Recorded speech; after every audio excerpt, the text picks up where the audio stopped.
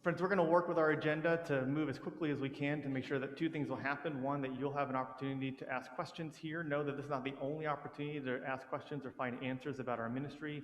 Then the other is we want to just make sure that at least one of your pastors can make it to the 11 o'clock service on time. We want to let you know about some of the things that are happening within the life of the Leadership Board. But before we do that, we want to invite those members of the Leadership Board who are in the house, if you all would stand up, please, so that we can make sure that we recognize you and so that you know who part of your leadership team are. So here you are. Here's some of our folks who are here. My name is Armanda Vanderheiden. I'm Brian Webb. Bobby Nichols. Dick Eastray. Diane Elstrip. I'm Catherine Gardner. Chris Moore. Deborah Gross. All right, wonderful. Thank you, friends. I'll take that. Can we appreciate the members of our leadership board who are here? Thank you. So we want to let you know that our mission statement, if you're not aware of this, is that Christ United Methodist Church will offer transformational relationships with Jesus to thousands of families and children living in the Rochester area. And everything we do as a church should flow from, relate to, and further this mission. And then we say that our focusing statement is creating committed Christ followers for the transformation of the world. And kind of our motto in all ministry is that we are striving to offer grace in the city. Part of our leadership board's work every year involves revisiting and contextualizing two important documents. One is our covenant for the mission and leadership that our leadership board members offer. Then also a document called our guiding principles and boundaries that helps navigate the scope and the lane that the leadership board operates with in the greater picture of our ministry to both support staff, support volunteers, and make sure that we are always moving forward in our mission. I want to just give you some of the updates about what our leadership board has discerned are important and helpful changes to those two documents, given where we are today, not just coming through the pandemic or with staff transitions, but continuing to live into this leadership model that we have here. On the covenant, there's been a real encouragement and a real doubling down, if you will, on something called the rule of Christ. And that is a method by which if there's ever a disagreement between two people or parties in the church, whether within the board or within the congregation, that we encourage people to follow the model of conflict transformation expressed by Jesus in Matthew 18. And that's a process that brings people together. It seeks to transform conflict, but it seeks to maintain healthy and vibrant relationship within the community life. And so our leadership board is very much committed to this model internally and also within the greater congregation. Another change that we've been talking about and implemented in our covenant is the way in which confidentiality is maintained from meeting discussions. You know, the United Methodist Church is one in which we believe in an open process, an open meeting process where discernment happens not just within a team, but within the greater congregation through prayer, discernment, and ministry. And so part of the leadership board's refining of our confidentiality is to be very clear when we're moving into something called executive session. We might be doing the traditional work of a staff parish relations committee or dealing with any HR kind of stuff, where we're talking about personnel, people, really important matters. It might also be legal matters that are important to maintain within a particular group of people entrusted with that. So we're very clear in our meeting minutes now when we have moved into executive session and when that confidentiality is maintained. And we have very open conversation as a board about the best way to share information, whether to invite your prayers about that, or when we need to continue refining something before it might be ready for the congregation and for your review and understanding. So we're continuing to make sure that we have an open and collaborative spirit and that we're being very clear in our own work about where those lines of openness and confidentiality need to be maintained. And again, we've had a lot of good discussion around that. And then for our guiding principles, the real change there is just because we've had a new leadership model here with a lead and executive pastor. So we've basically done a, control F, find lead pastor with a control replace lead and executive pastor throughout the document many, many times, just to signify that we've discerned a new way of doing ministry here together. So we want to identify for you also just a few ministry priorities that we have identified for the coming year. And so I want to make sure you understand these are not the only things that we will be doing and working on as a church, but are some of the places where we feel like God's energy is calling us and God's Spirit is inviting us to be in particular at work and focus over the coming year. This includes strengthening worship and music ministries with an emphasis on collaboration, planning, and excellence, both in in-person worship as well as online worship. Online worship is something that is here to stay, and we recognize that and want to continue to do our best to have a powerful worship experience and an engaging one for people who are here in person, as well as the folks who are worshiping with us from all around the country and the world. We also hope, number 2, to grow the number of people engaged in faith formation and expand the breadth of offerings for an intentional process of discipleship. We are so blessed with an amazing Faith to Life team and the good work that they do in providing discipleship opportunities. We want to continue to build on that and to expand that, and most importantly, to widen the net and to encourage as many people as possible to be involved in some form of intentional discipleship and of learning and growing in their faith. Number 3, to improve guest readiness with staff and lay volunteers, as well as a congregational culture of hospitality and welcome. So this means that while we hope to continue to improve and to hone our official places of welcome, like our desk or with our greeters or our ushers, that is merely the formal process by which we do that. The informal ways that you, in our time of coffee fellowship, notice someone standing alone and go over to speak to that person. The ways that you reach out and take the risk of introducing yourself to somebody whose name you think you're supposed to know but can't remember. All of these are some of the ways that we embody this congregational culture of hospitality and welcome, as well as going out into the world and the places where you live and work and camp and have fun, and letting the work and the witness of your faith here in this church be very visible in those spaces. We also want to continue to focus, number 4, on CUMC's commitment to missions and advocacy by sharing stories, connecting leaders, and highlighting on-ramps for serve ministries. We are a church that has a lot going on, but we want to make sure that people know not only what it is that we believe, but how they can be involved in helping to bring that to life in tangible ways that they can do the work not only of service, but of advocacy here in the world. And then finally, strengthening communication and developing new communication strategies to meet current ministry needs and connections in the congregation. Communication is something that churches are always working on and recognizing that they have to grow and to evolve in new ways as people hear and receive information in new ways. We realize that. We are blessed to have a communications manager as part of our staff, and we want to continue to lean into our communication with excellence and with a way of doing that that brings people together and builds relationships and helps to share information wisely and well. All right, finance update. Yeah. Dick, please come forward. Yeah, we are ready for you. We even have a microphone. There you are. I'll move my phone.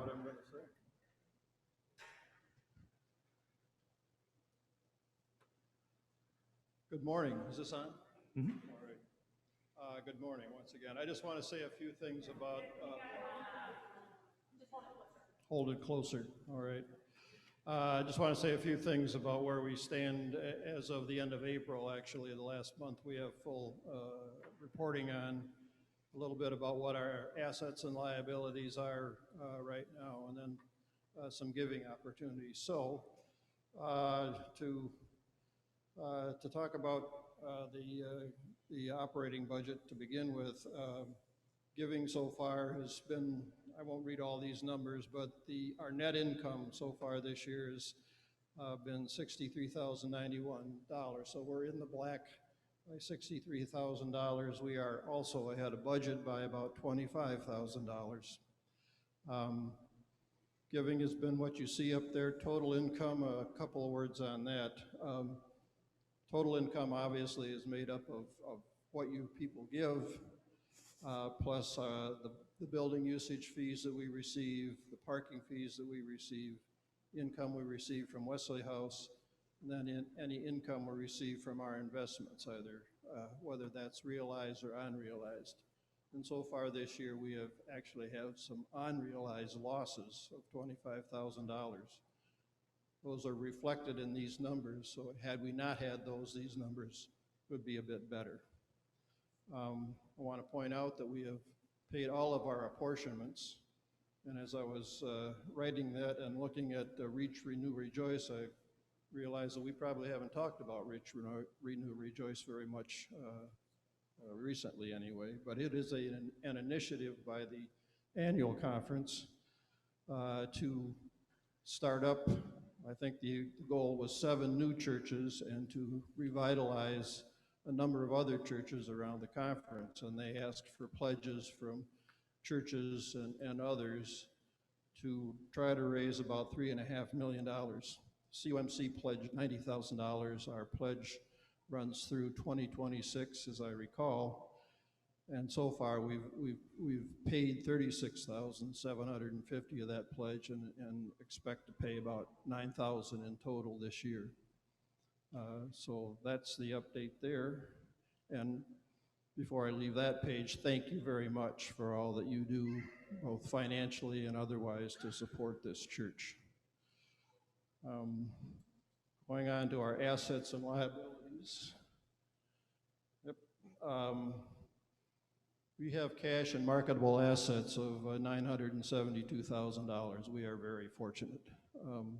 Of that, about $302,000 is restricted, and of that restricted amount, $285,000 are in dedicated accounts. Those accounts that for which people have given for specific purposes, and the trustees have some money that was given in the form of bequests and other kinds of dedicated funds like that. That leaves us with $670,000 almost in unrestricted reserves.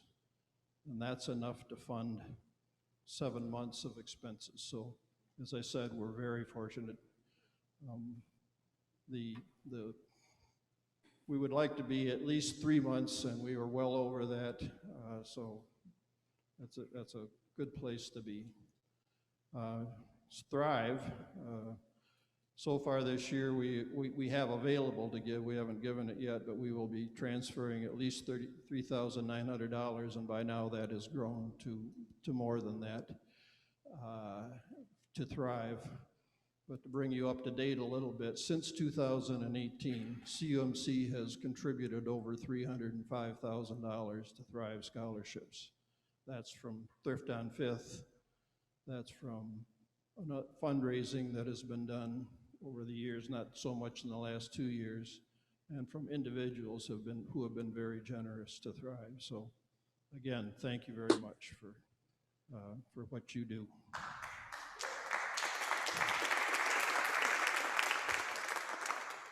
So as long as we're on the topic of giving, the opportunities for giving are the obvious one. You can give to the operating budget. You can give dedicated gifts to things like memorials and missions and UMCOR and Thrive and many others. That's the $285,000 that you saw up there. I think that was the right number. And then you have the opportunity to give through estate planning gifts. And those gifts generally would go to the CUMC Foundation. And I don't see Bob Heestand here. Maybe he is. There he is, back there. Bob Heestand is the president of the CUMC Foundation, and I'm sure would be more than willing to talk to you about that. But those gifts are generally gifts that are made in perpetuity. The CUMC Foundation places them with the Dakota, Minnesota Foundation, and they are in turn managed by WestPath, which is the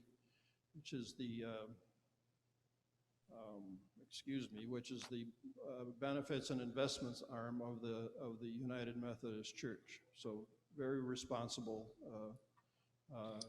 management team. So you can learn more by going to the cumethodist.com/foundation if you are interested in something like that. And I think that's about all I have to say, other than once again, thank you for all your contributions and everything else you do for the church.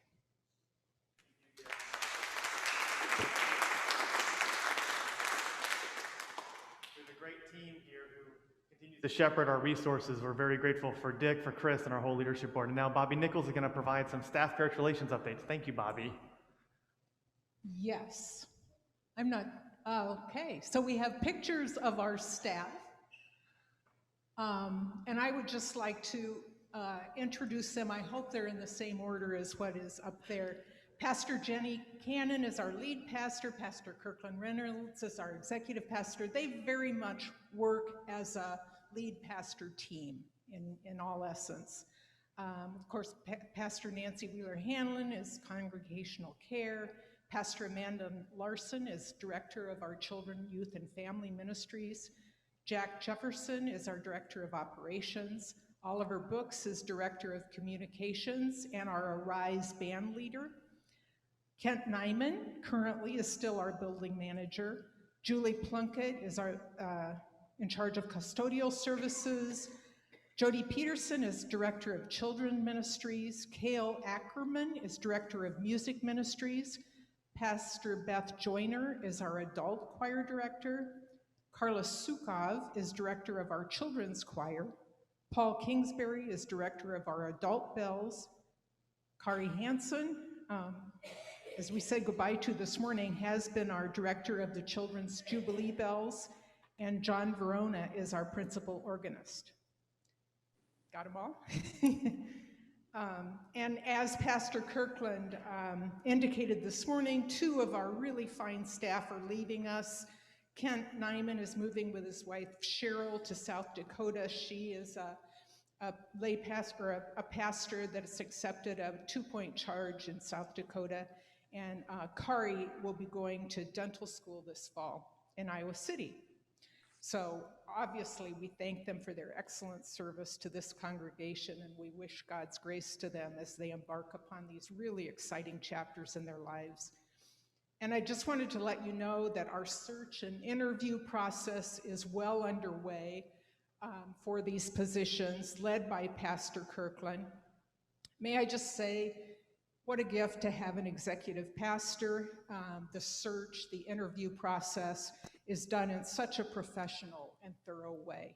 We've needed an executive pastor. I want to let you know that the Leadership Board is in a continual process of visioning, and along with that, we work to discern what will be the most appropriate and effective staff configuration as we go forward, both in the short-term future and the long-term future. And I'd just like to summarize by saying that the Leadership Board wishes to recognize the skill and professionalism of our staff. They are really an exemplary team, and we are blessed. On behalf of the Leadership Board, on behalf of all of the congregation, just wishes to thank you to the clergy and staff who are here.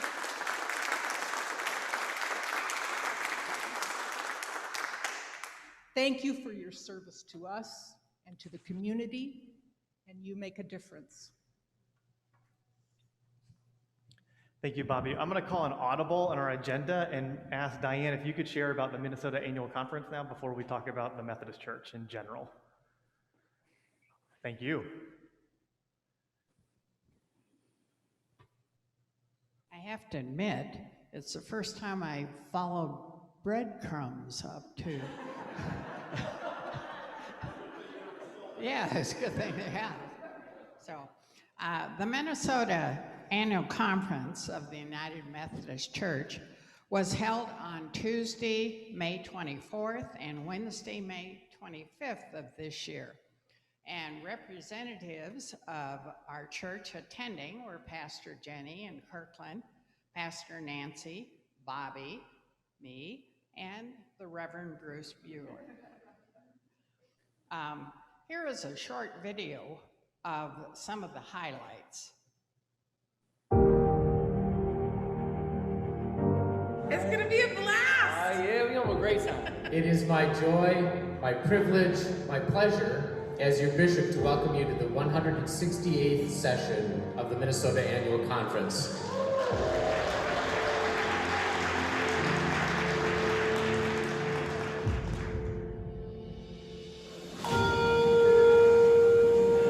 I always say I'm trying to keep up with the spirit, but sometimes keeping up with the spirit means slowing down. Because we're reckless, angels and ancestors, God and protectors. Love and hate, passion on the brass knuckles. We down with the rah-rah ruckus. Suckers, brothers, my heart is got it.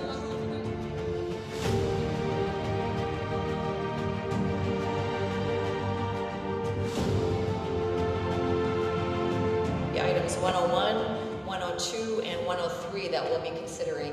God has been faithful, and you, the people of God, have stepped out in faith.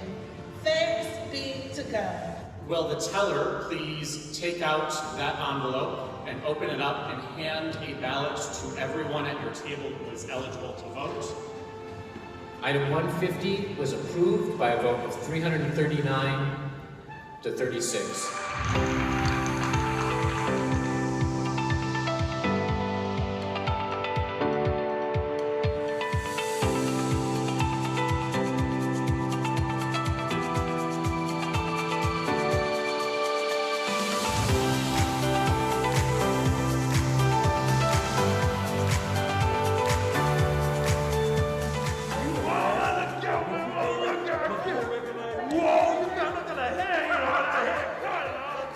If the church is to be the church, to convince the world of the reality of the gospel, to witness that God is still at work in the world, to serve this world with kindness and toward justice, the church needs leaders. Friends, you've answered the call.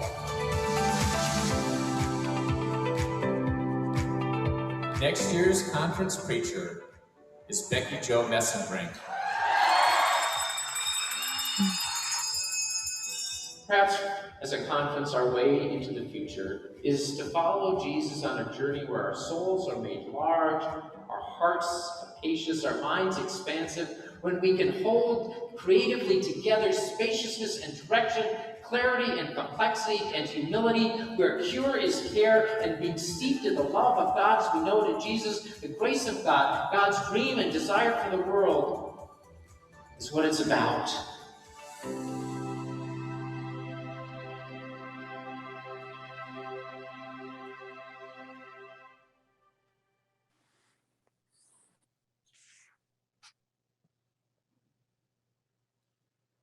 As you can see, the theme of this year's conference was Jesus Healer. At this annual conference, we explored some ways in which we have seen or experienced God's healing, and ways in which we are providing hope and healing to a hurting world.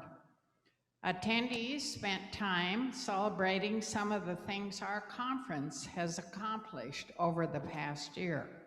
And attendees shared with each other their own hopes and dreams, and which step God is calling them to take in living and offering the abundant life movement to all. Many of their hopes and dreams, which were entered into an app, which some of us had a little trouble getting into, were shown on the screen, focused on love, connection, unity, being bold, diversity, inclusion, and growth. Attendees participated in the service of licensing, commissioning, and ordination, of which 19 were recognized for their milestone in ministry. They also remembered the 22 clergy and spouses who have died in the past year. Our own Jean Dunn was remembered.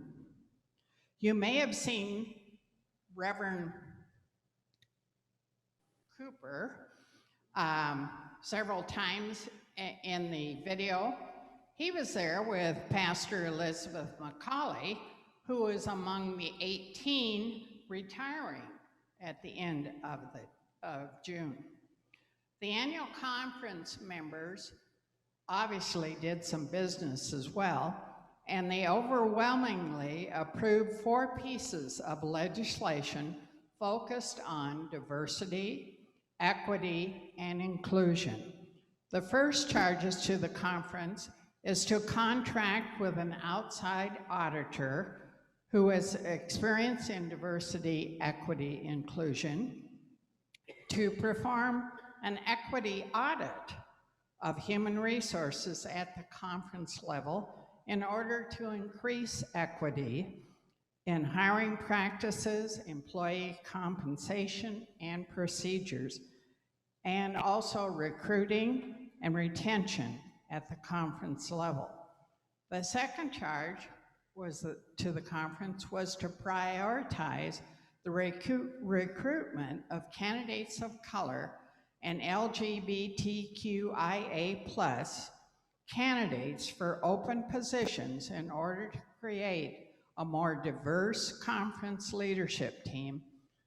And the third stipulates that the conference part-time racial justice organizer position will be made into a full-time director-level position on the extended cabinet by January 2023.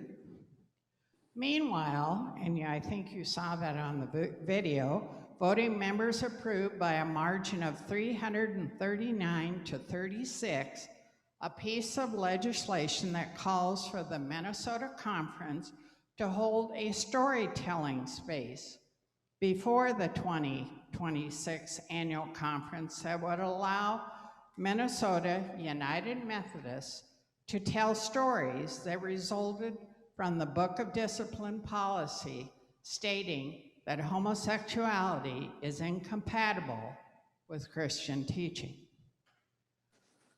Attendees also voted to ratify the terms of disaffiliation agreements made between the Conference Board of Trustees and 3 local churches that have discerned that their path goes a different direction from the Minnesota Annual Conference. And in 2019, an amendment was added to the United Methodist Annual Conference Book of Discipline to allow churches to disaffiliate through allowing them to have a disagreement with the church on human sexuality. We have sharp disagreements about the shape of this ministry, but we can trust one another to God's grace. And this is what Bishop David Bard said after the vote. For your information, Redeeming Grace Community Church in Lake City was one of the 3 churches, as well as Crossroads Church with campuses in Lakeville and Inner Grove Heights, and Hill Spring Church in New Prague. Meanwhile, attendees gave thanks for the ministries and legacies of faith of 5 churches that have closed over the past year.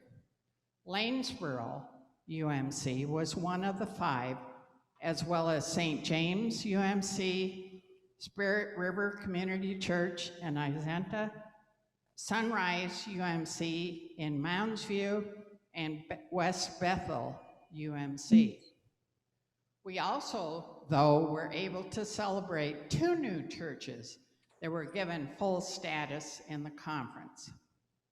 Conference members, on behalf of their churches, also gave $27,206 to the 2022 Love Offering, which addresses food insecurity by supporting 3 Minnesota food ministries and assists those in need in our nation and world by supporting the Red Bird Missionary Conference and volunteers in missions. We thank the members of our church for your support in this offering. Thank you. And for sharing. Yeah, thank you. I think I forgot Amanda too, and I apologize because she was there as a member of our church as well. Thank you. Thank you so much for sharing.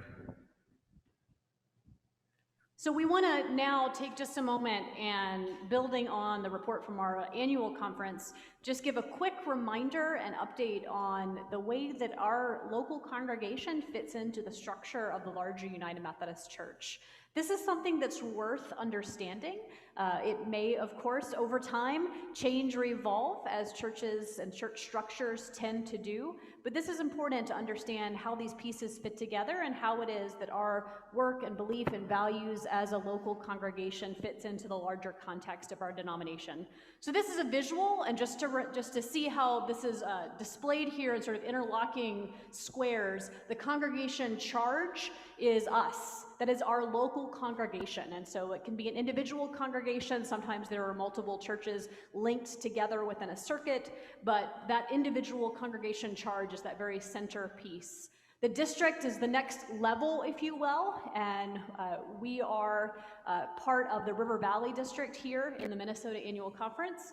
Our conference is the Minnesota Annual Conference, and the Episcopal area means that reflects the area presided over and overseen by a particular bishop. We happen to have an interim bishop who is overseeing 3 different Episcopal areas right at this moment. And so Bishop Bard is not only our interim bishop, but also the bishop of the Dakotas as well as of the Michigan Annual Conference. And so that is probably something that will change as we end up with a bishop in the new year who will be our bishop for the next several years. The next level after that is jurisdictional, which is the areas. They have a map in just a second, you'll be able to see it, but thank you. The area, we are in the red, if you can see it there, in the north central jurisdiction of the United Methodist Church. And then central conferences are conferences that are located in other parts of the world that might compose an entire country, might be part of a central conference and represent another body of United Methodism. And then finally, the General Conference is this body that you've heard so much about because the meeting keeps getting pushed from 2020 to happen. And so the General Conference is a gathering of United Methodist lay and clergy. Lay and clergy, that's really important to our structure and our belief system, that this General Conference meeting reflects the body of the United Methodist Church from around the world. It is a global gathering, and typically those take place every 4 years, and folks are elected to be part of that who are lay and clergy to continue to make decisions and to discern the policy and the values of the United Methodist Church into the future. So some of the conversation about the future of the United Methodist Church has been stuck, not only because of the special session that occurred in 2019, which did not resolve in any concrete decisions, but also that the COVID-19 pandemic has greatly challenged the ability to gather our global body of Methodists. There are 12.5 million United Methodists in the world. The last time we had good data on that, which was around the middle of the pandemic. And so all those members of annual conferences and central conferences need to be able to gather together to have what we would want to see happen, a faithful, effective, and legitimate gathering of the United Methodist Church at General Conference, which again is that top decision-making body of our denomination. And so some of the things that have been unfolding in the interim while the pandemic has challenged our ability to have that global top body meeting is that bishops have been retiring based on our policies by retirement age. And also, as many of you know, you get to a certain point, you say, I'm done. And the world needs to find a way to move on in a new way with me in a new season of life. And that's part of why Bishop Bard is an interim bishop over 3 different areas. What has just happened in the last 2 weeks, even sooner than that, decisions have been clarified that these jurisdictions, these 5 distinct areas of the United States with our United Methodist annual conferences, we are able to have jurisdictional conferences this fall. I'll be going to the one for the Northeastern jurisdiction as a delegate there with the Baltimore-Washington Conference for the sole purpose in these jurisdictional meetings to elect new bishops so that Bishop Bard and others can be relieved of having to cover so much, and so that we can begin moving again to implement policies and procedures and function at the higher level we really need to function at. What's interesting about the way that we are structured as United Methodists, and one of the things that could shape the future of the United Methodist Church in a way that will positively impact not only ministry globally, but really help us here at Christ United Methodist Church realize a denomination that has that would have current policies that match our own discernment of what it means to be an inclusive, welcoming church, specifically with the LGBTQIA+ community when it comes to marriages and ordination of all persons. So right now, I'm going to go back to this slide. The General Conference is the top body of our denomination globally, and it sets the book of discipline. However, if you reside in a central conference, which would be most of Europe, 2 central conferences on the continent of Africa, and one that spans the Philippines and Southeast Asia, and I think there might be a second one in Europe, if I didn't say that. These central conferences have the capacity and have had the capacity for longer than Jenny and I have been in professional ministry. I think probably as long as we've been alive, actually, since the formation of the United Methodist Church in 1968. They in central conferences have the capacity to adapt the book of discipline to the context, culture, and needs of their ministry areas, which makes so much sense. However, we in the United States do not have the capacity to adapt the book of discipline within our jurisdictions or within the boundaries that are up here to meet our unique context and culture that might be different than the ministry needs found in other central conferences. And so the path forward that might exist for the denomination is to find a way to create, instead of central conferences, what would be called regional conferences. So I'll show you that map. Right here, this is a Peter's projection map, so everyone's got more of a geographically sized map as opposed to the other way of doing it. But anything that's not that light yellow is an area where Methodists are in conferences. And you can see the United States is broken into the 5 jurisdictions. You can see the annual conferences on the continent of Africa. And so what would happen is that these different regions of the world would be able to have a global book of discipline. And then also there would be these regional bodies that would become the United States or our jurisdictions, and then the existing central conferences that would then be allowed to, not the whole book, but specific parts of the book of discipline, adapt them. So what can't be changed? Well, the Constitution. You know, the core values, our historic creeds and legacy and theology that's founded in what John Wesley and many others 350 years ago discerned for us as part of our Methodist Reform movement. And so that might be part of what the future of the United Methodist Church would look like. And to be honest with you, what I'm praying for, what Jenny and I are praying for, is exactly that. That there would be the allowing of regional contextualization within these different zones globally. You also have probably heard, we've mentioned this in worship, that there is a new entity within the Wesleyan family of denominations called the Global Methodist Church. This is a group of former United Methodists now, a growing former United Methodists, who have discerned that their idea of church and community needs to be very traditional and conservative in regards to who is eligible to be married, who is eligible to serve as clergy in churches, and some other kind of key social and theological differences within the greater United Methodist Church. And this is part of what is happening now. We are fracturing, we are breaking. There is not a one day where it's just splitting in half. There is just a slow kind of movement of churches who are discerning to disaffiliate and either align with the Global Methodist Church, again, around more traditional and conservative views on human sexuality than what we share and have discerned here at Christ United Methodist, or they're choosing to become independent churches and be more congregational structure like a Baptist church or a non-denominational church. And that's really at a church-to-church discernment. And there's been a process for disaffiliation, as Diane shared some of that, really for a very long time, and bishops and conferences are clarifying those rules for churches to discern. We've already, as you heard, had 3 churches in this conference discern to disaffiliate. Their next steps are for them to determine, and we don't have all that information because they are still working on it. So again, like that is what we know today. It continues to unfold. The different bodies and leaders of the church are trying to find paths forward. The next session of General Conference we would expect is in 2024. So that's in quite a while from now still.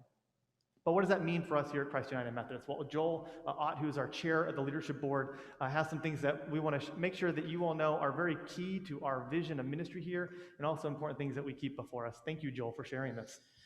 All right, so as you have heard, it's not uncomplicated. But I want to, as the chair of the Leadership Board, I want to read to all of us the statement that we have put out in the past and that we stand for as a church. So as all of this plays out within the United Methodist Church, we here at Christ United Methodist Church and members of the Leadership Board want to continue to strive to fulfill our mission and our ministry to create committed Christ followers for the transformation of the world and to be a community where people experience grace in the city.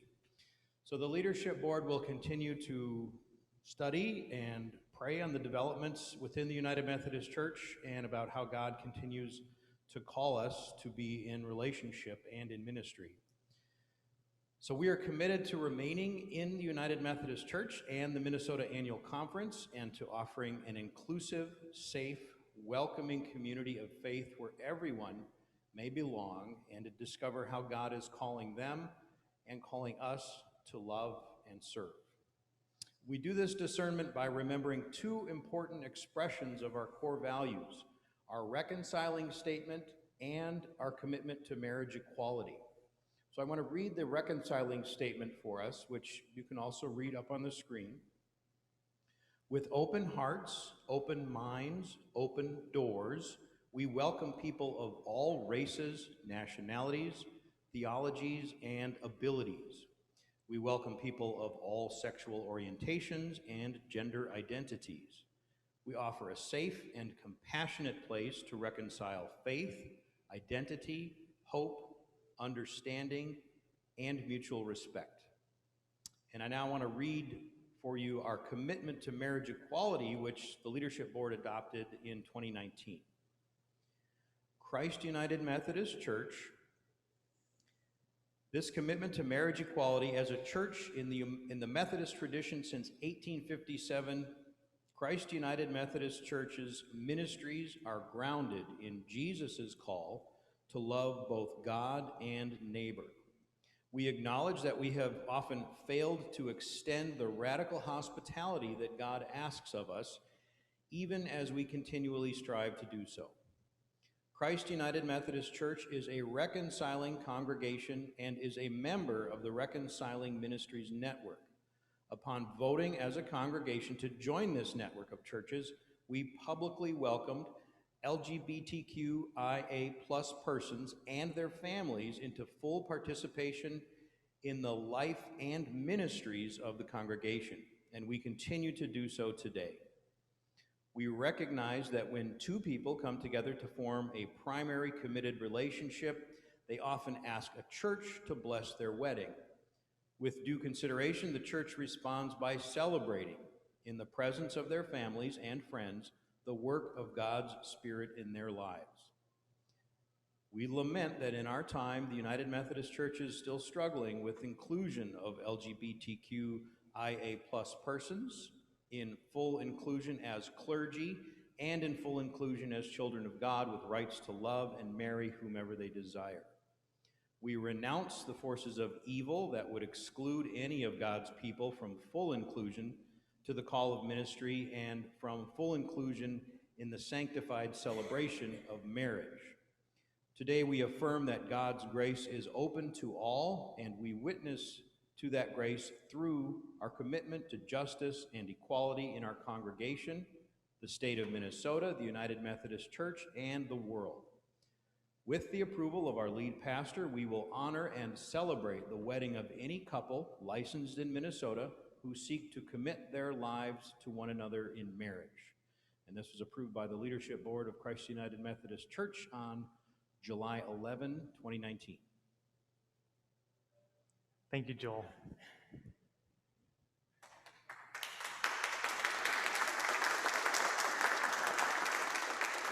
And I'll grab that microphone if you don't mind. Thank you so much. Very faithful sound ministry leader right here. So we do want to turn to an opportunity for question and answers. You've noticed that Jenny has left the room to go to the 11 o'clock service. If you're waiting to go to worship, please feel free to do so. We do want to make sure to honor the invitation for Q&A. I got a microphone here. Just raise your hand. I'll bring it to you so everyone can hear your question.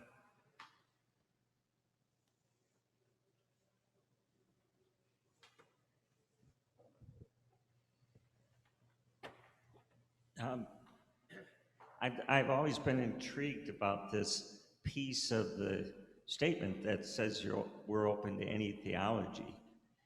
And so how would that play out? I mean, obviously, anyone of any theology is welcome to come to this church, but are we going to start practicing some other Zen Buddhism or something? I mean, it may be okay, but... I think that's a great question, and I'll try to answer that, Chuck, by sharing a story from I'll come next, I promise. I'll share a story from my last congregation in Maryland. We had discerned together to become a reconciling congregation like you all have done here at Christ United Methodist. And on our first Sunday receiving new members, after being reconciling, one of our new members asked to speak about how she did not stay in a consensus theologically with the congregation.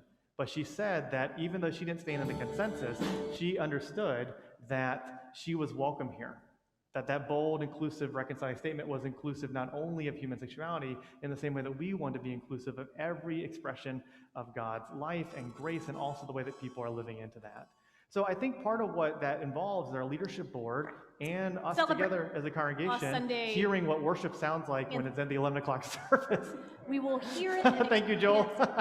In some I also used to serve a church where occasionally in worship, the Hardys down the street would break into our radio station from the drive-thru. It was always during communion. It was so funny. We'd be in the middle of blessing communion and someone would order hamburgers.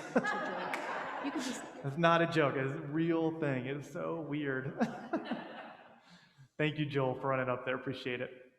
So that kind of answers the question. I think, for us, the leadership board, your pastors, your staff, but also you, the congregation, we just need to continue to be in discernment together, always thinking, how do our core values and how does the understanding of God's grace in this wonderful tradition of Wesleyanism, of United Methodism, call us to love and serve our neighbors and relate to them? The idea that we can predict what church will look like in 5 years is a crazy idea, but that was true 2,000 years ago. That was true 5 years ago. And so I think that faithfulness is about us continuing to listen to how God is still speaking. And that's the best answer I can come up with right now. I hope that's helpful. Yeah. Saw a question back here. Oh, yes, thank you. I wanted to find out, so this entire thing about this LGBTQ getting married, does that apply to pastors or bishops, that a male bishop can marry another male bishop, or a male pastor can marry another male pastor? Sure thing. That's a great question. As far as your current clergy, we're all married, so that solves that, whether we're having a wedding for pastors. I mean, I think, yes, if they're, our leadership board has discerned and your clergy today, are ready to fulfill that, we find alignment in our own theology and ministry to fulfill this commitment to marriage equality here at Christ CUMC. And so for any person who's a part of our community of faith, who's seeking to be married, if they are called into the vocation of marriage, we want to bless that. And I'll share with you that I've tragically only once had to tell a couple that I did not feel like they were ready or called into the vocation of ministry. That was because they were a highly conflicted couple, and they were not quite ready to that premarital counseling. And that had nothing to do with who they were. It had everything to do with the way in which love was not in a safe way going to flourish in my best prayers. And that is a difficult decision to make. Jenny has had a similar experience in counseling couples. But for those who are called into the vocation of marriage, we want to bless that. Whether same gender, non-conforming, whether heterosexual, we believe that if people are called into marriage, we want to bless that. What I will share with you, and I really mean this genuinely, the majority of weddings that happen in a church, most people don't go to them who are members of the church.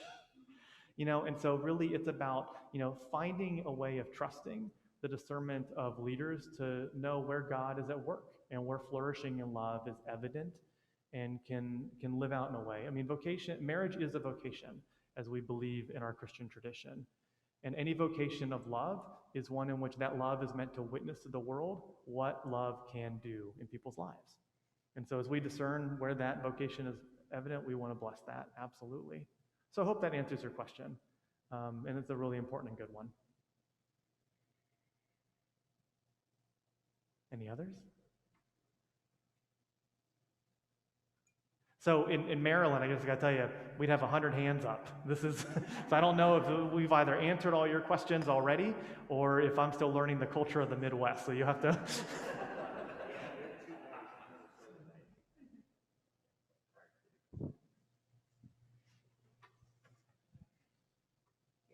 When is the plan now to have the general conference? Great question. They tell us that it's in 2024. They haven't told us when, and they haven't told us where. 2024 is when we are confirmed verbally to have a session of General Conference, but again, those who make that decision have not confirmed where, and they've not confirmed when, except we know it is not happening in Minneapolis. The 2020 session of General Conference and then postponed versions of that were all going to happen here in Minnesota. Unfortunately, that is no longer the case. So the Commission on General Conference, as they're called, will hopefully tell us soon when that'll happen. We are again having those jurisdictional conferences in the United States in the fall to elect bishops for the sole purpose of electing and assigning bishops. Nothing else will be done at those meetings. So that means if General Conference happens in 2024, friends, just the process of changing the denominational rules is not just simply the work of General Conference. Some of that will have to be done by annual conferences as well. So the future of the United Methodist Church is going to take time. And I want you to hear that. It's going to take time. And that's why we've tried to focus in this leadership meeting, this congregational meeting, to share with you what we're doing here so that we can continue to be faithful to what God is calling us to do here as we continue to wait. And to pray for and support, but really also wait for the denomination to be able to conduct its work over several years still. Yeah, Mary. Are pastors now able to marry same-sex couples without the fear of being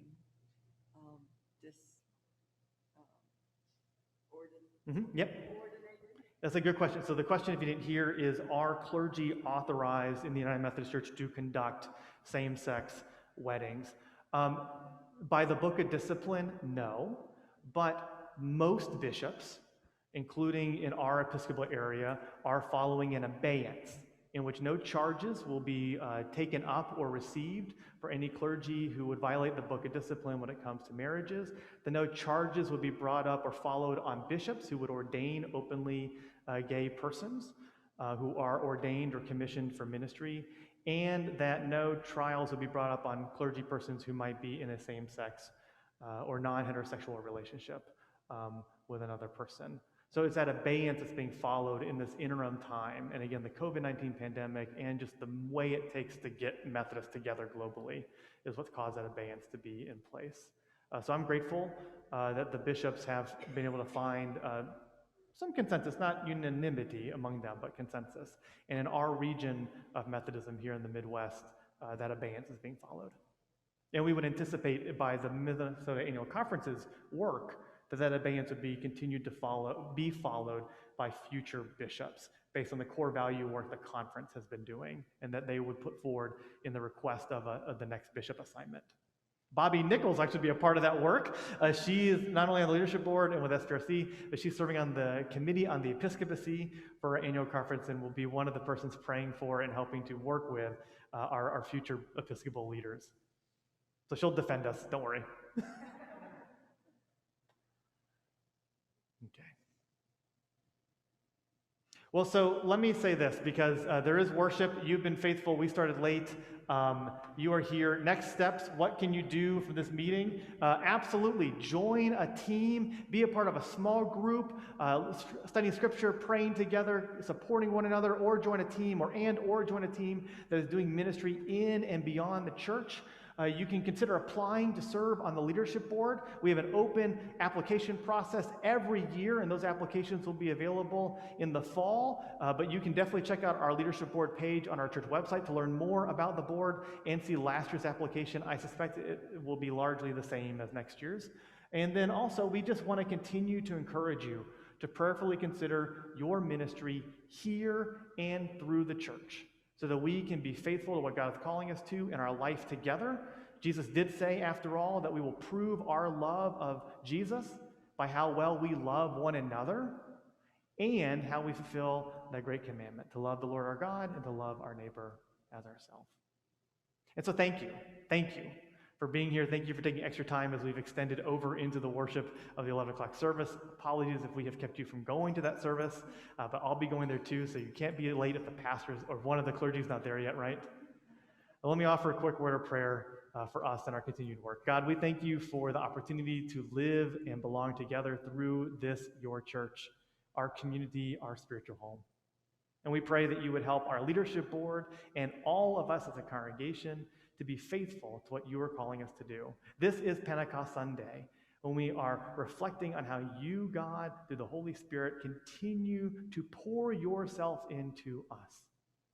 And so we really do pray that we would be faithful to that Methodist understanding of your Spirit, that any one of us and every one of us, not just those of us who have a title or formal position, that any one of us can be called and used by you to lead the church to faithfulness and fruitfulness.